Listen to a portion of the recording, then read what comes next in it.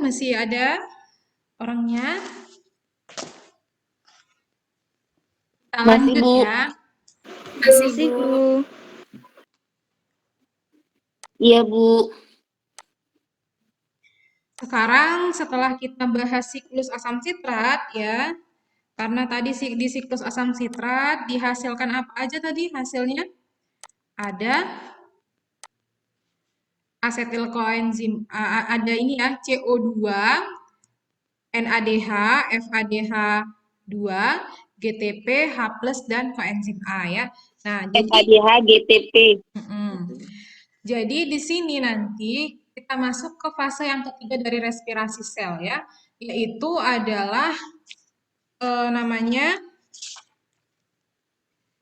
transport elektron dan fosforilasi oksidatif ya, di mana nanti pada tahap itulah dihasilkan banyak memproduksi ATP. Berasal dari mana? Berasal dari NADH dan FADH dari siklus asam sitrat, kemudian dari perubahan pirufat menjadi asetil-CoA. Ya, kemudian dari GTP juga. Nah, ini nanti akan diubah, kita hitung berapa ATP yang dihasilkan dari seluruh proses tadi ya.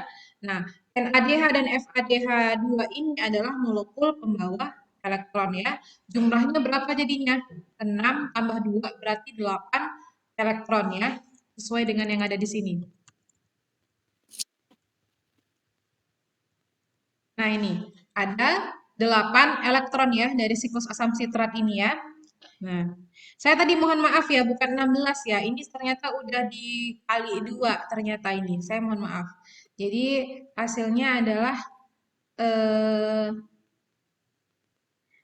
benar-benar saya salah lagi.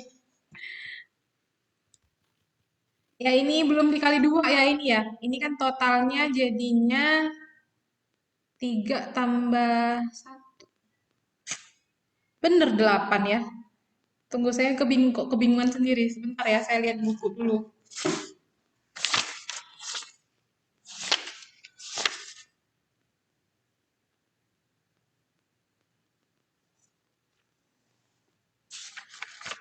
Sebentar ya.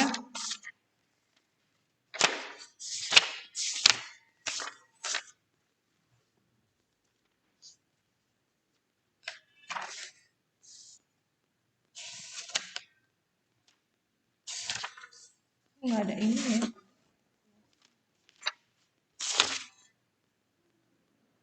Ya, bener ya. Jadinya ini kan 4 ya totalnya ya. 3 tambah 1 kali 2 berarti 8 ya. 8 molekul pembawa elektron ya. Nah, ini berarti sudah dikali 2 ini sebenarnya. Oke.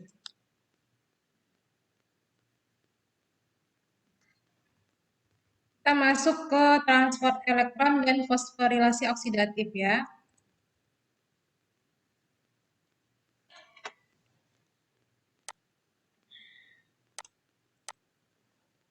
Ini lumayan rumit ya sebenarnya ini ya. Saya berusaha menjelaskan ya, karena ada beberapa hal yang mungkin penjelasan saya jadi ribet gitu untuk didengarkan, tapi ya saya berharap kalian mengerti ya. Karena reaksinya tidak semudah seperti reaksi glikolisis atau reaksi siklus asam sitrat ini, fosforilasi oksidatif dan transfer elektron ini. Jadi kita bahas bersama-sama ya. Kalau misalnya ada salah penyampaian dari saya, mohon diberitahu ya.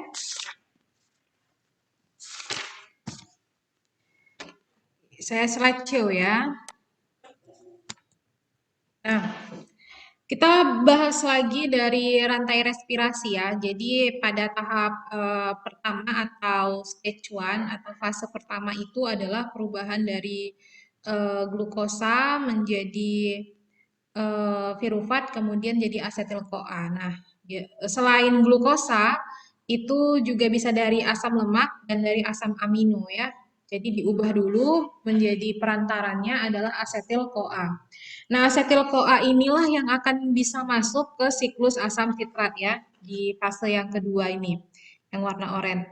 Nah, dari asetil-CoA ini kemudian nanti akan dihasilkan reduced electron carrier, yaitu adalah molekul yang tereduksi yang membawa elektron, yaitu NADH dan FADH2 ya, ini hasil dari siklus asam sitrat ini ya. Nah, kemudian ini juga selain yang berasal dari siklus asam sitrat, ya ini ada yang dari isositrat menjadi alfa ketoglutarat ini ada satu, kemudian dari alfa ketoglutarat menjadi suksinil CoA ini ada satu, kemudian yang dari fumarat menjadi malat ini ada satu, dari malat menjadi oksaloasetat ini ada satu lagi. Selain itu juga dari virufat menjadi asetil CoA ini ada satu juga. Kemudian dari asam amino menjadi asetil CoA ada satu juga. Kemudian dari fatty acid menjadi asetil CoA ini juga ada satu molekul. Nah, semuanya ini nanti molekul pembawa elektron ini nanti akan masuk ke rantai respirasi ya. Rantai respirasi ini nantilah yang akan didapatkan ATP,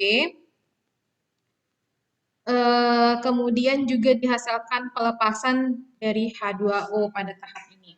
Nah, jadi reaksinya disebut dengan fosforilasi oksidatif, yaitu proses pembentukan ATP dari hasil transfer elektron dari NADH atau NADH2 ke oksigen melalui rangkaian pembawa elektronnya. Nah,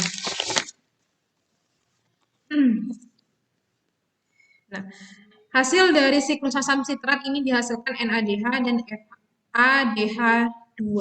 Kalau kita lihat di gambar ya, seolah-olah kan kayak NADH, FADH2 ini tinggal masuk ke rantai respirasi, nanti hasilnya tinggal jadi ada ATP dan H2O ya. Tapi tidak sesimpel itu reaksinya ya. Pada tahap ini terjadi pompa proton, keluarnya proton dari ini ya siklus asam sitrat ini matriks mitokondria keluar membran dalam mitokondria, kemudian nanti masuk lagi. Nah, jadi namanya pompa proton ya dari dalam mitokondria, kemudian keluar dari mitokondria, kemudian masuk lagi. Dan ini terjadi ya perpindahan elektron ini atau perpindahan proton ini akibat adanya perbedaan pH atau gradien pH dan juga ada potensial listrik transmembran. Jadi di dalam membran itu muatannya positif, sedangkan di luar membran muatannya negatif. Karena ada perbedaan pH inilah maka terjadi pompa proton, ya proton keluar dari membran dari matriks mitokondria, ya. Nah, kemudian nanti ini ketika proton tadi setelah keluar, maka masuk lagi ke dalam membran dalam mitokondria, itu akan dibantu oleh namanya ATP sintase. Nah, ATP sintase inilah enzim yang membantu pembentukan ATP, ya. Nah, itu secara singkatnya. Nanti kita lebih bahas lagi. Oke. Pada fosforilasi oksidatif ini, reaksi yang terjadi adalah reaksi redoks. Terjadinya di dalam membran dalam mitokondria. Seperti yang saya tunjukkan tadi bahwa dalam siklus asam sitrat itu terjadi di matriks mitokondria, sedangkan fosforilasi oksidatif atau transfer elektron ini terjadi pada membran dalam mitokondria. Jadi pada membran dalam nanti ada struktur transmember yang terdiri dari beberapa protein, dari 4 protein, disitulah nanti terjadi terjadi proton itu keluar dari membran dalam, kemudian nanti masuk lagi. Nah, yang terjadi adalah aliran elektron dari molekul NADH atau FADH ke oksigen yang mengakibatkan pompa proton keluar dari matriks mitokondria. Karena adanya ini perbedaan gradien pH ya, jadi di dalam itu positif sedangkan di luar membran negatif, makanya terjadi perubahan pH yang mengakibatkan si proton tadi kemudian masuk lagi dibantu dengan ATP sintase sehingga dihasilkanlah ATP dalam jumlah yang banyak ya.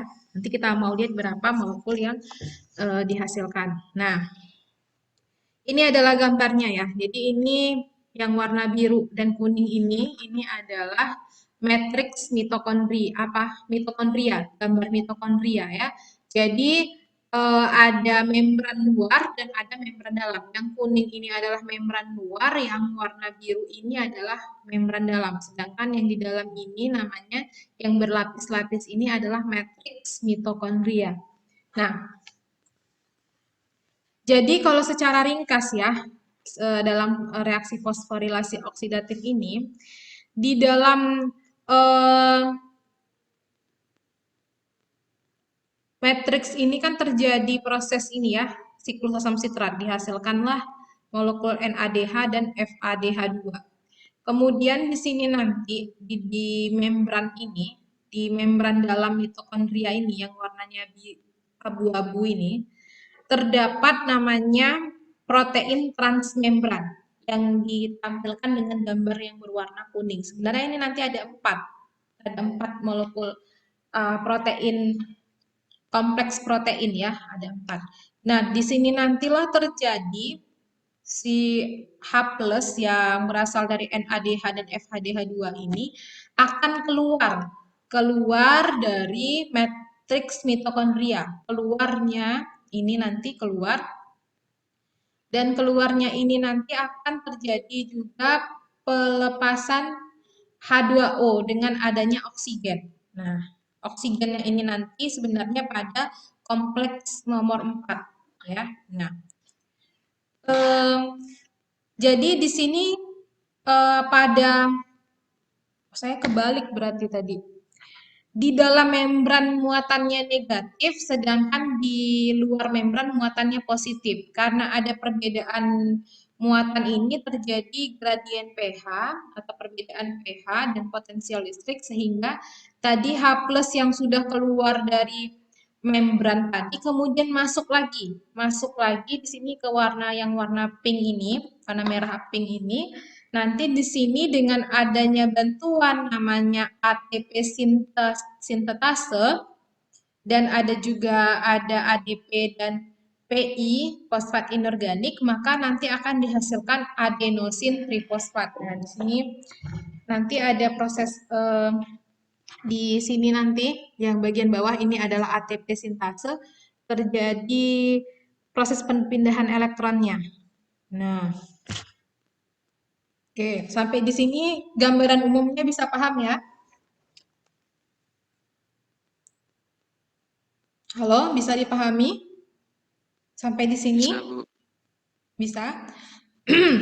Nah, selanjutnya kita bahas yang pertama adalah aliran elektron yang terjadi pada membran tadi ya. Jadi pada membran dalam mitokondria tadi ada 4 kompleks protein. Ada enzim, yaitu enzim ya. Yang pertama namanya adalah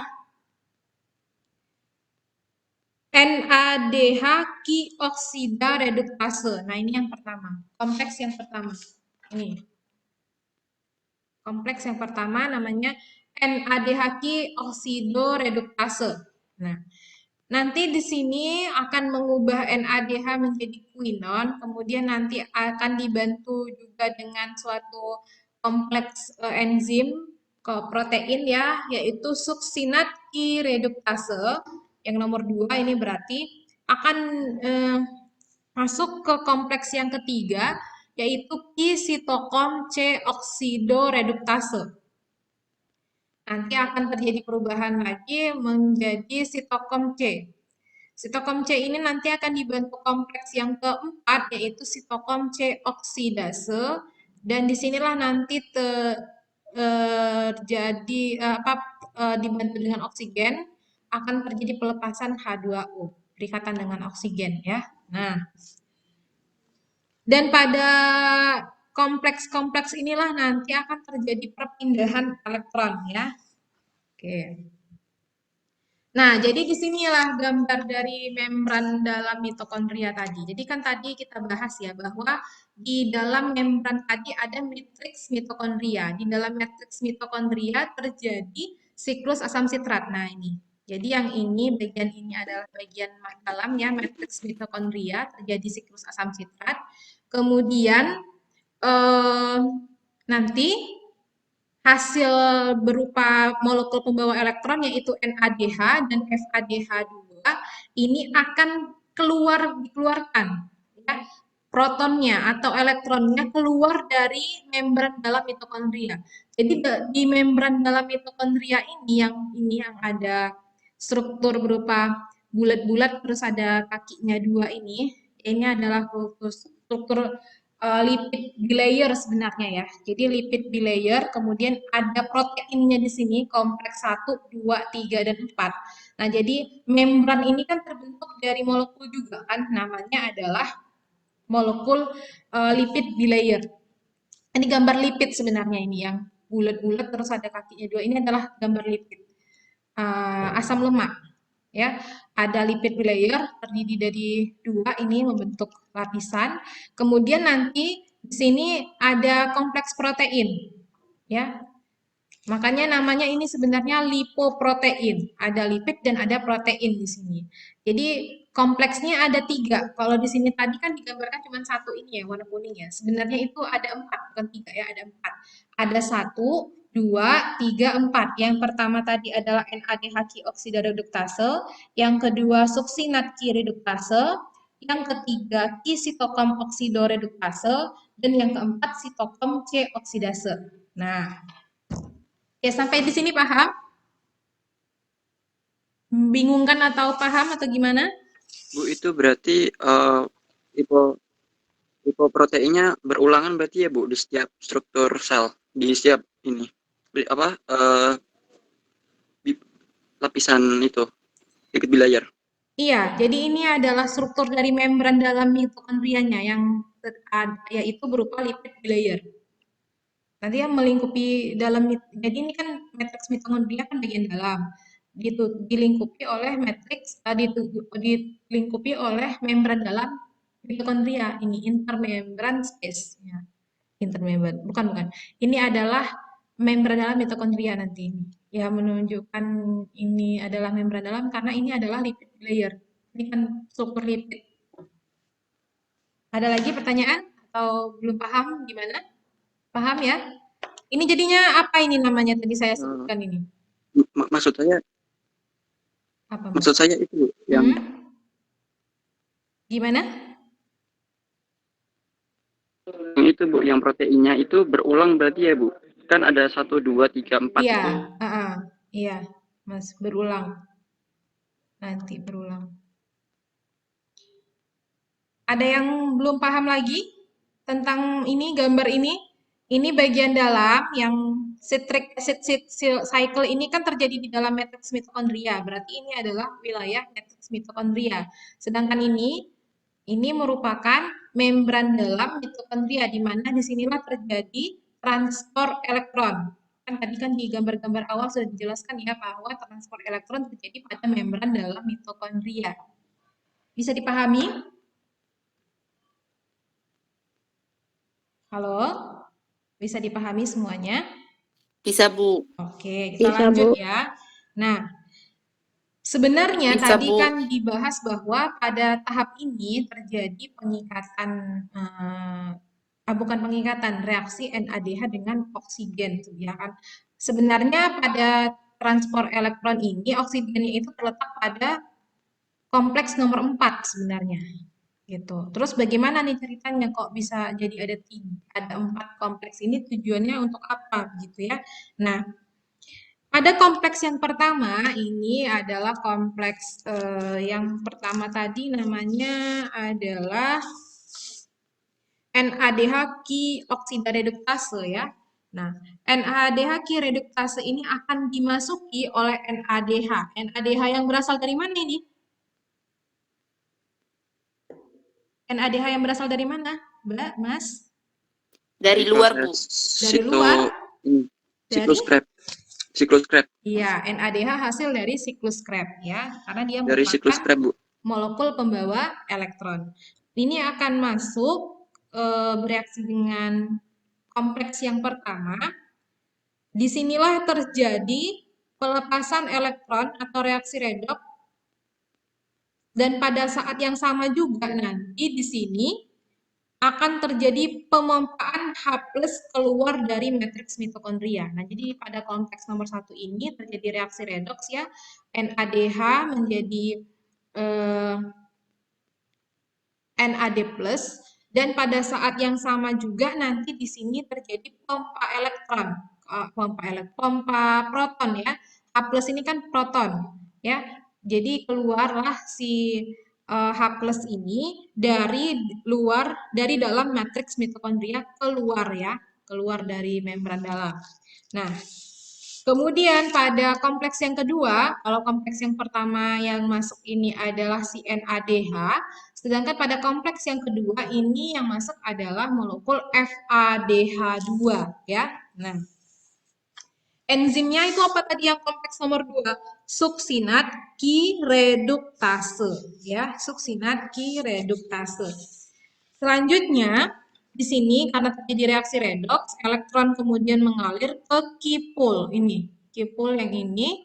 Selanjutnya dari kipul ini akan menuju kompleks 3 dan kompleks 4. Dan pada kompleks yang ketiga ini juga terjadi secara bersamaan pompa proton ya. Jadi ada proton yang keluar dari dalam matriks mitokondria keluar ya melalui membran dalam mitokondria. Nah, demikian juga pada kompleks yang keempat. Ini juga terjadi keluar pompa proton ya. Nah, jadi pompa protonnya terjadi pada kompleks 1, 3, dan 4. Nah, yang akan dimasuki oleh NADH itu kompleks 1, kemudian FADH ini kompleks yang kedua. Sampai di sini paham? Sampai di sini paham? Paham, Bu. Oke. Paham, Bu. Nah, ini salah satu mekanismenya ya. Jadi pada kompleks 1 ya, pada kompleks 1 tadi NADH itu akan masuk, kemudian terjadi reaksi redoks, akan diterima oleh FMN. FMN ini merupakan gugus prostetik ya, yang gambar yang ini. Gugus prostetik ini mengalirkan elektron ke kompleks namanya FES. FES ini nanti akan mengalirkan elektron juga sampai ke quinon namanya. Nah, quinon ini akan tereduksi menjadi namanya KIH2, yang nanti KIH2 ini mengalir ke kipul. Kipul ini. Nah, pada tahap ini juga per molekul NADH yang masuk ke kompleks yang 1 ini akan menghasilkan 4H positif, 4 proton yang nanti keluar dari matriks mitokondria, keluar dari matriks mitokondria. Nah, di kompleks ini ya, yang FADH2 mungkin di sini nggak ada gambarnya ya. Di sini pada kompleks ketiga langsung ini dan kompleks 4 sebenarnya ini ribet ya jelasinnya. Cuman di sini secara ringkas juga akan terjadi pompa proton pada kompleks ketiga dan kompleks 4 dengan beberapa ininya apa namanya? Ini namanya,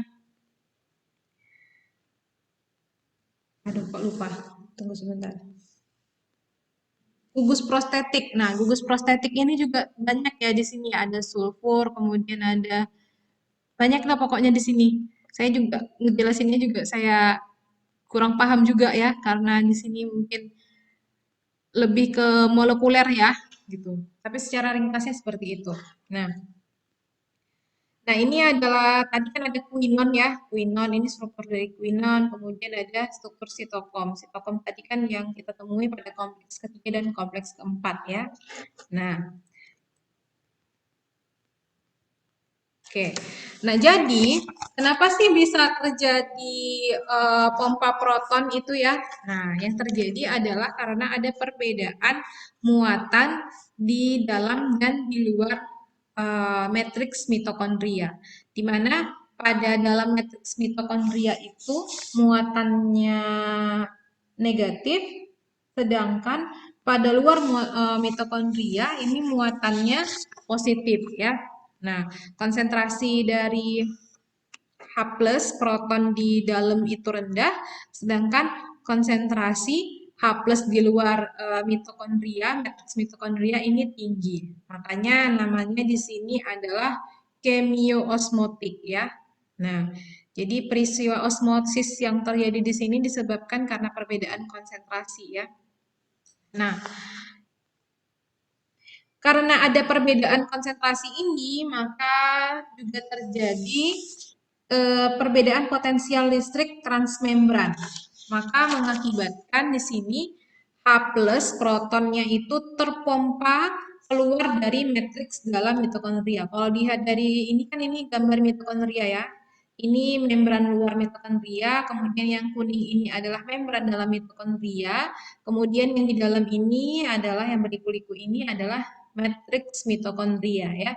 Jadi karena terjadi perbedaan jumlah H positif di mana di dalam ini rendah dan di luar ini tinggi, maka H plusnya atau protonnya terpompa ke luar ya. Nah, kemudian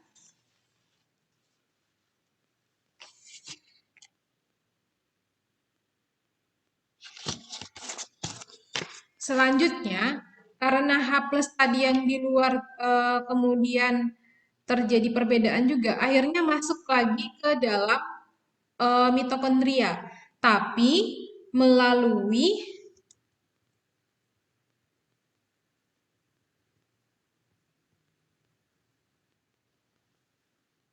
bagian dari membran itu yang disebut dengan ini apa namanya ya? Tunggu bentar. Namanya apa?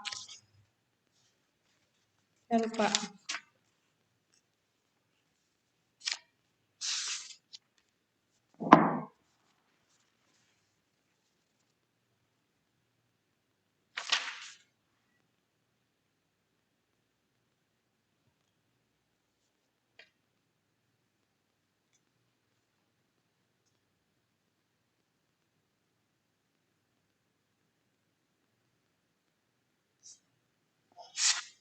Saya lupa namanya. Tapi intinya di sini adalah terdapat ATP sintase enzimnya. Oh ini namanya kayaknya mitokondrial ATPase. Ya. Nah jadi di sini nanti kalau digambar, nah ini di sini nanti H+ yang tadi sudah keluar dari matriks mitokondria itu akan masuk kembali melalui poros ini. Namanya apa ya tadi? Saya udah baca tadi. Namanya pokoknya nanti saya kasih tahu ya. Saya lupa.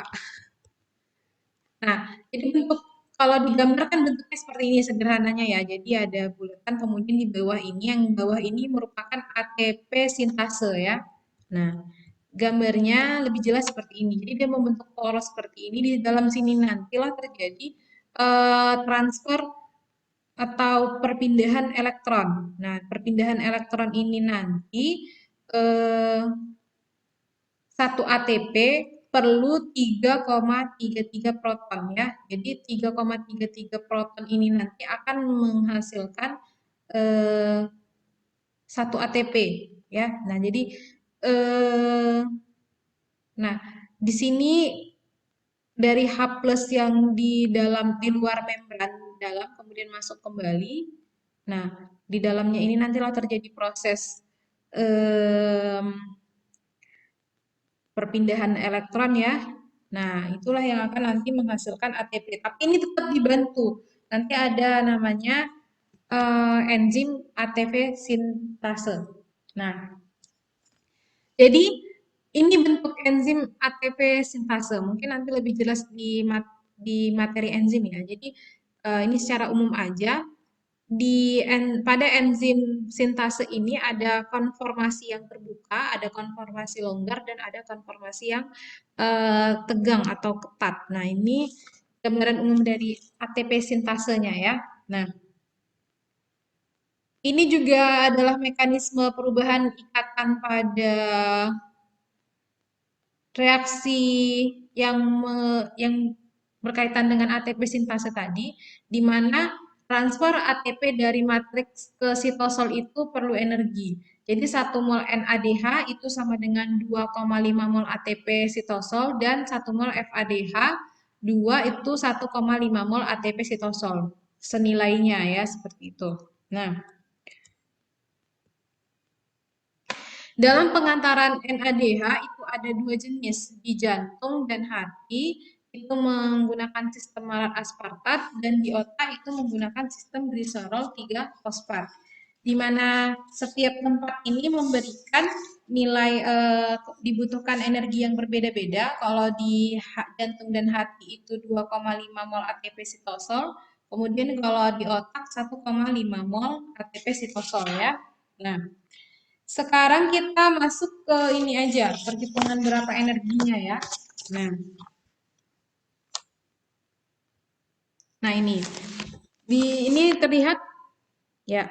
Yang pertama kita bahas terlebih dahulu energi yang dihasilkan pada glikolisis ya. Nah, pada glikolisis dibutuhkan 1 molekul glukosa itu dibutuhkan 2 ATP ya. 2 ATP yang dibutuhkan. Kalau lihat di sini ada berapa ini? Ada 2 ATP ya. 1 pada tahap fosforilasi glukosa, kemudian tahap kedua itu membutuhkan ATP juga pada reaksi fosforilasi fruktosa 6-fosfat. Nah, tapi pada tahap defosforilasi dari 2 molekul 1,3 bifosfogliserat ya. Jadi pada tahap glikolisis itu kan ada tahap di mana terbentuk 2 molekul, 1 molekulnya kemudian diisomerisasi dulu sehingga nanti baru masuk ke tahap berikutnya dan dihasilkan 2 molekul 1, bifosfoglycerat ya. Itu dihasilkan 2 ATP. Kemudian 2 molekul fosfoenol pirufat ini juga dihasilkan 2 ATP ya. Dan secara keseluruhan berarti 2 tambah 2 4 dikurang energi yang diperlukan untuk reaksi di awal itu 2. Jadi berapa ATP yang dihasilkan pada tahap glikolisis? Totalnya jadi berapa ATP? Glikolisis?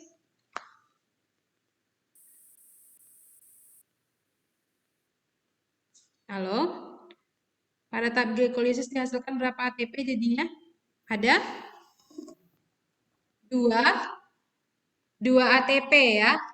Halo, ini dengar nggak suara saya? Dengar, Masih, Bu. Bu.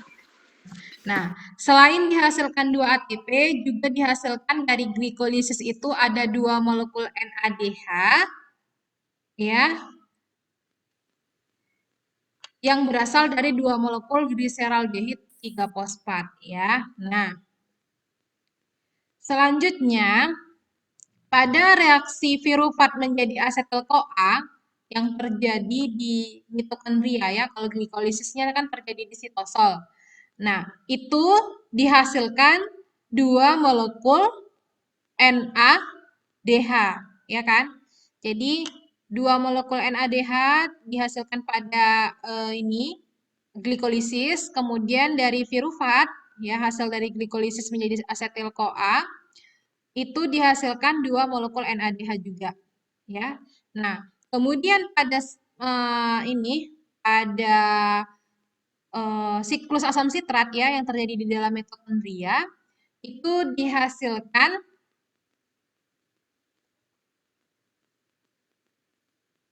2 ATP ya, 2 ATP. Selain itu juga dihasilkan 6 molekul NADH ya. Selain 6 molekul NADH juga dihasilkan 2 molekul FADH2 ya. Kita mau lihat lagi nggak PPT yang sebelumnya atau gimana?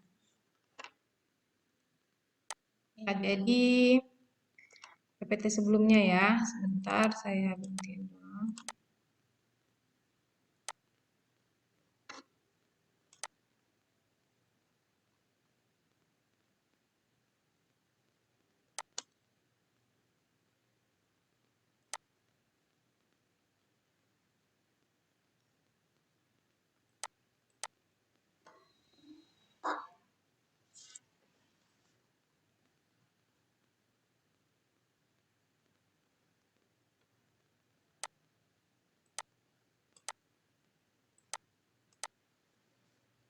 Nah, ini hasil dari glikolisis ya.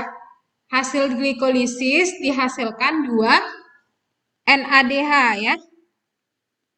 Ini kan hasilnya 2 NADH. Kemudian dihasilkan 4 ATP.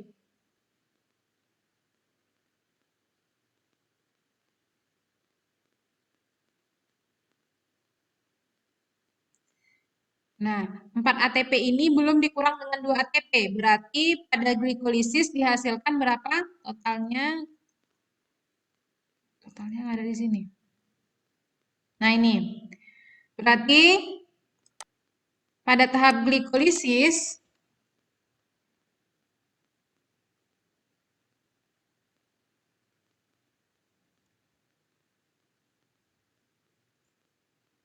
Nah, pada reaksi glikolisis dihasilkan 2 molekul virupat, 4 molekul ATP, dan 2 molekul NADH. Nah, ini 4-nya kan belum dikurang dengan 2 ATP yang digunakan di awal ya.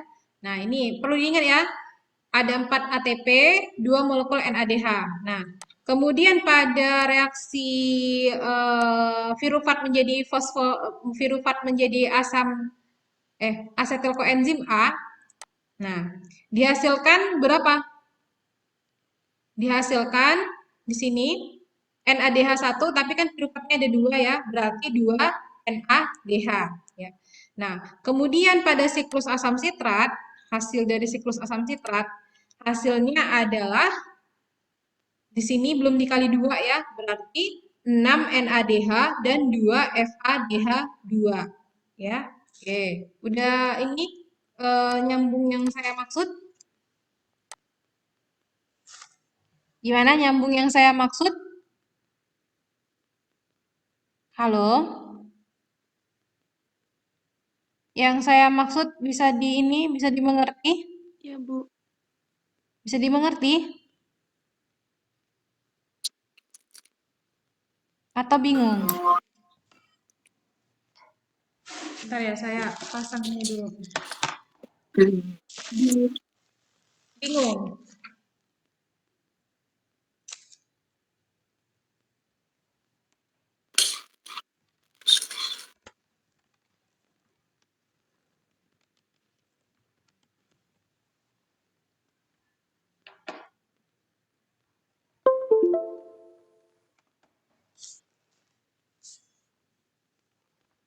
Jadi ini glikolisis ya. Glikolisis. Apa jeleknya?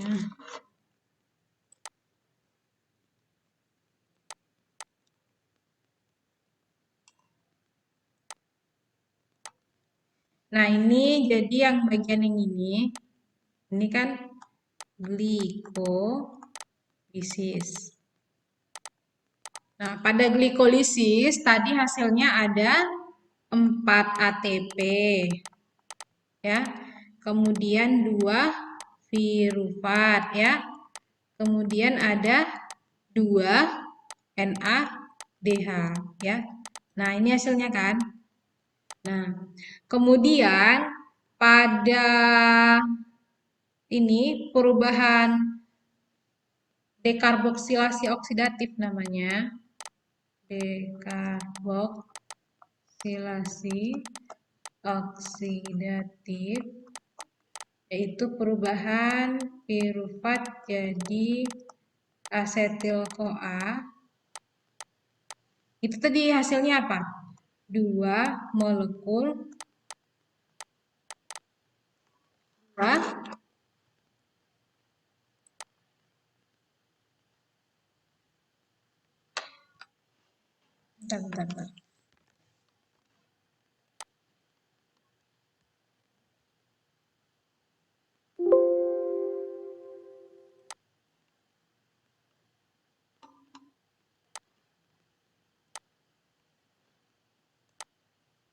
Hapus.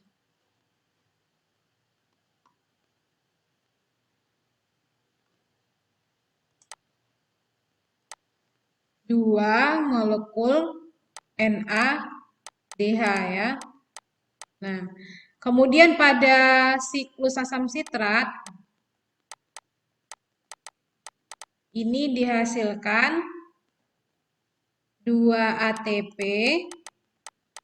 ditambah 6 NADH ditambah 2 FADH2 ya. Nah, kenapa 2 ATP? Ini tadi sebenarnya GTP ya, tapi sama aja.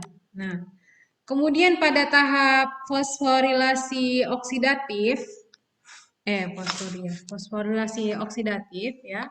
Ini fosforilasi oksidatif dan transfer elektron ya. Di sini akan dihasilkan dari 2 molekul NADH, 2 NADH itu dikali dengan 1,5 ATP. Maka hasilnya adalah 3 ATP ya yang diperlukan untuk ini reaksi ini. Kemudian 2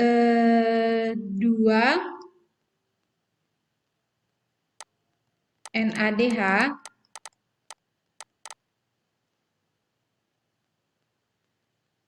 yang dihasilkan pada pembentukan 2 molecules of NADH form in the oxidative carboxylation of pyruvate, it yields itu dikali 2,5 ATP. Maka ini hasilnya 5 ATP. Kemudian ini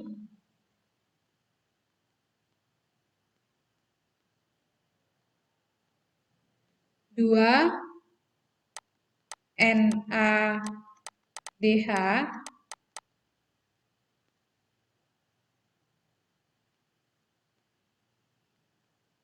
yang terbentuk dari ini ya NADH.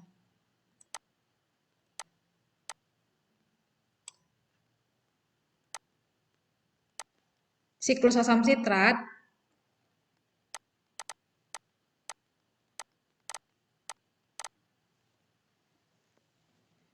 dikali 1,5 ATP. Hasilnya ini ya.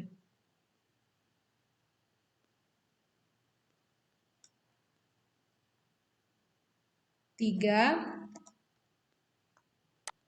ATP.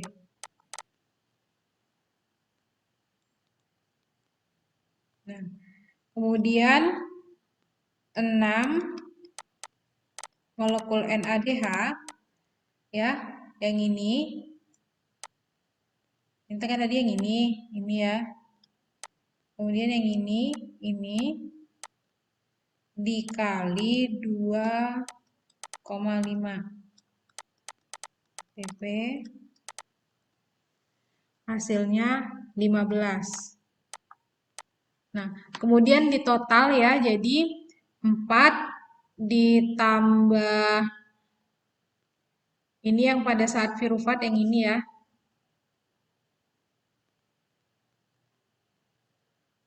Ini. Kemudian yang glikolisis ini. Nah, jadi totalnya adalah 3 tambah 5 tambah 3 tambah 15. Totalnya jadi berapa?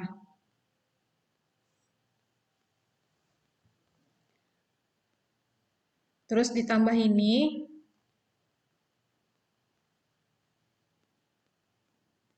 Ini.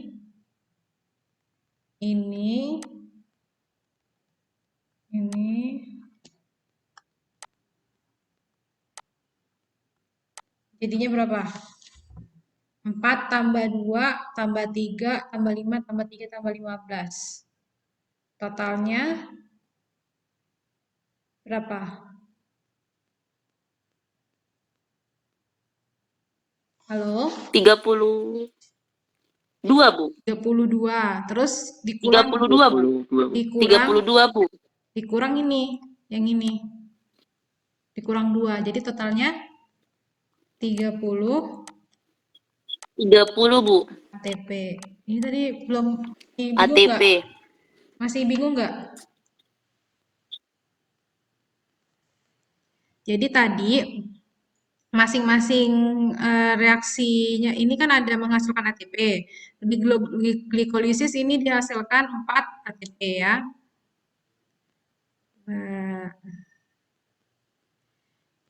Glikolisis hasilnya 4 ATP ya. Jadi di sini ada 4. Kok gini ya ini saya ya? Pennya.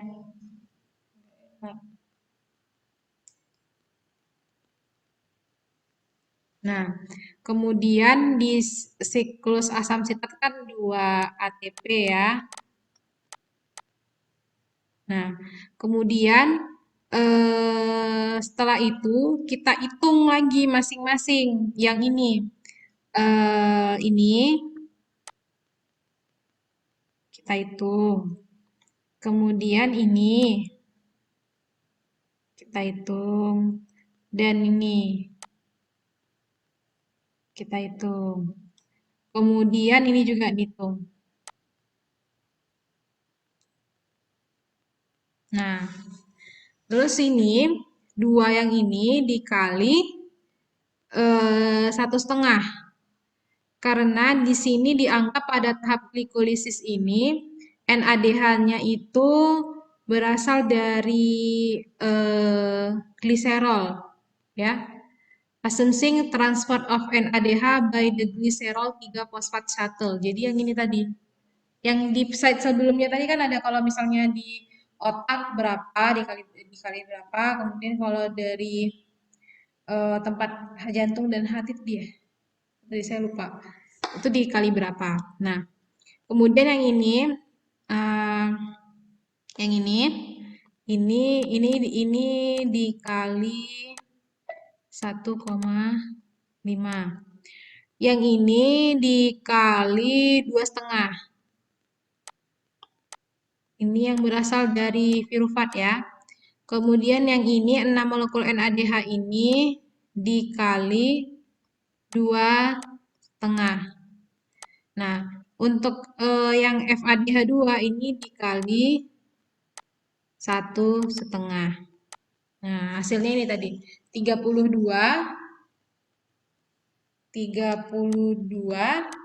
dikurang 2 ya, jadinya 30 ATP. Oke, sampai di sini paham ya? Paham enggak sampai sini? Insya Allah ya. Oke.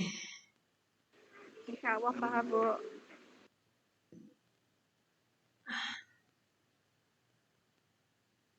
Nah, ini sama juga ya. Yang menghambat dari fosforilasi oksidatif ini bisa dihambat oleh retonon dan amital, kemudian dihambat juga oleh antimisin A, juga dihambat oleh racun ini ya, CN-min, cyanida, kemudian N3-min, dan CO. Jadi ini kalau misalnya pada tahap ini kan penghasilan energi terbesar kan di sini ya. Kalau misalnya ini terhambat maka ya kita ya bisa jadi lemes ya. Ini rata-rata ini disebut sebagai racun sebenarnya. Cyanida, kemudian gas N3-min, kemudian karbon monoksida, antimisin A, rotenon ini apa ya? Rotenon dan amital. Karena tidak terbentuk ya akhirnya tidak dihasilkan ATP.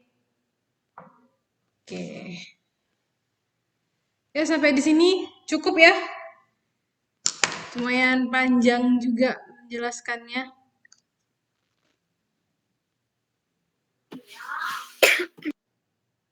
Ya, Bu.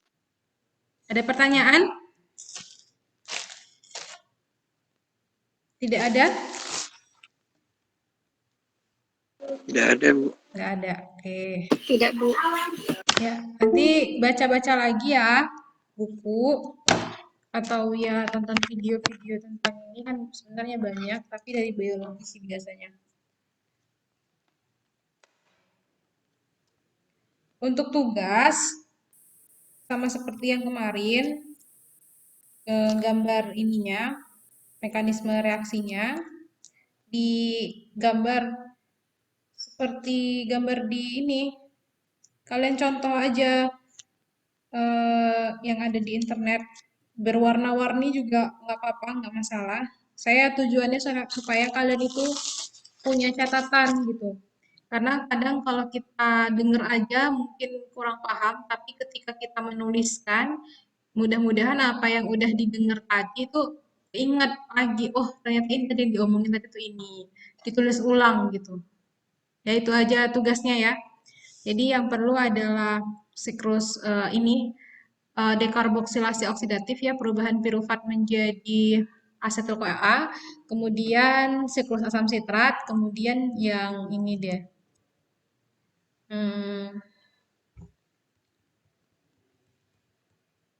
Nah ini boleh. Tapi nanti dijelasin gitu reaksi-reaksinya kalau kalian ketemu ya. Rantai transport elektronnya. Ada pertanyaan? Tidak ada?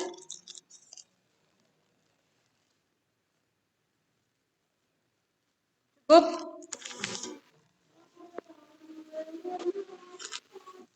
Cukup ya? Cukup, Ibu. Oke, terima kasih atas waktunya. Kalau akan saya upload videonya, kalau misalnya tidak ada kendala,